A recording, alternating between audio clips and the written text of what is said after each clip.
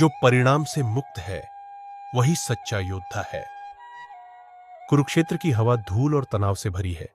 अर्जुन का मन अब भी भावनाओं से उलझा हुआ है, कभी दुख, कभी भय, कभी मोह। कृष्ण उसे धीरे धीरे एक गहरे स्थिर सत्य की ओर ले जाते हैं। वे कहते हैं, अर्जुन, जीत पर मत फूले, हार पर मत टूटे। अर्जुन ध्यान से सुनता है। कृष्ण आगे कहते हैं, सुख आए तो शांत रहो, दुख आए तब भी शांत रहो। अर्जुन की आंखों में धीरे धीरे शांति उतरने लगती है। कृष्ण कहते हैं, लाभ हो या हानि, दोनों को समान मानो, क्योंकि जीवन में सब बदलता है, केवल संतुलन ही स्थायी है।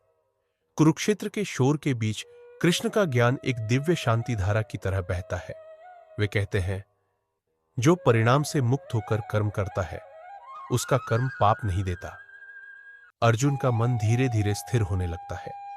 कृष्ण कहते हैं, जब तुम संतुलन में हो तो युद्ध भी तपस्या बन जाता है, कर्म भी भक्ति बन जाता है और परिणाम ईश्वर पर छोड़ दो।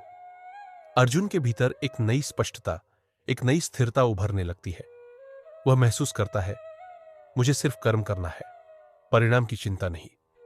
और यह समझ उसे भीतर से मजबूत कर देती है।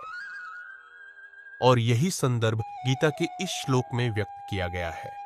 सुख दुःखे समे कृत्वा लाभालाभौ जयाजयौ ततो युद्धाय युज्यस्व नैवं पापमवाप्स्यसि।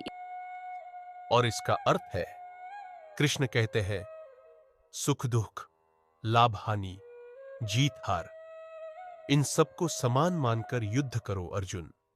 जब मन संतुलित हो जाता है तो कर्म पाप नहीं देता।